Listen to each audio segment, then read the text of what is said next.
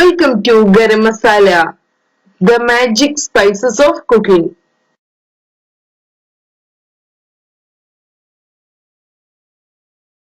സേമിയ ചേർത്ത തരിക്കഞ്ഞി. ഇന്ന് നമുക്ക് ഇഫ്താർ സ്പെഷ്യൽ തരിക്കഞ്ഞി തയ്യാറാക്കിയെടുക്കാം. ഇവിടെ ഞാൻ സേമിയ കൂടെ ചേർത്താണ് ഈ തരിക്കഞ്ഞി തയ്യാറാക്കിയെടുത്തിട്ടുള്ളത്. നല്ല സ്വാദിഷ്ടമായ ഇത് എങ്ങനെ തയ്യാറാക്കിയെടുക്കുന്നതെന്ന് നമുക്ക് നോക്കാം. ഇതിനുവേണ്ടി നമുക്ക് ആദ്യം 1 കപ്പ് വെള്ളം തിളപ്പിച്ചെടുക്കാം.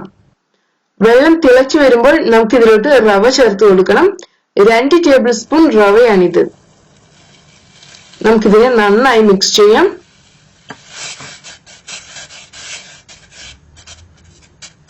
ഇനി ഇതിലോട്ട് നമുക്ക് സേമിയയാണ് ചേർക്കേണ്ടത്. 1/4 കപ്പ് സേമിയയാണിത്. റോസ്റ്റഡ് സേമിയയാണിത്. റോസ്റ്റഡ് അല്ലെങ്കിൽ ഇതിനെ ഒന്ന് റോസ്റ്റ് ചെയ്തെടുക്കണം. ഇതിനെ നമുക്ക് വേവിച്ചെടുക്കാം. ഇനി നമുക്ക് 2 കപ്പ് പാൽ എടുക്കാം.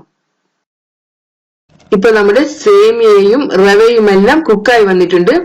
ഇതിലോട്ട് നമുക്ക് പാൽ ഒഴിക്കാം. നമുക്കിതിനെ നന്നായി മിക്സ് ചെയ്തെടുക്കണം. ഇനി ഈ പാലൊന്ന് തിളച്ചു വരണം. ഇതിലോട്ട് നമുക്ക് 3 മുതൽ 4 ടേബിൾ സ്പൂൺ വരെ പഞ്ചസാര ചേർക്കാം. ഓരോരുത്തരുടെയും മധുരത്തിനനുസരിച്ച് പഞ്ചസാര അഡ്ജസ്റ്റ് ചെയ്യണം. ഇനി 1/4 ടീസ്പൂൺ ഏലക്കാപ്പൊടി കൂടെ ചേർക്കണം. ഒരു പിഞ്ച് ഉപ്പ് കൂടെ ചേർക്കാം നമുക്കിതിലോട്ട്.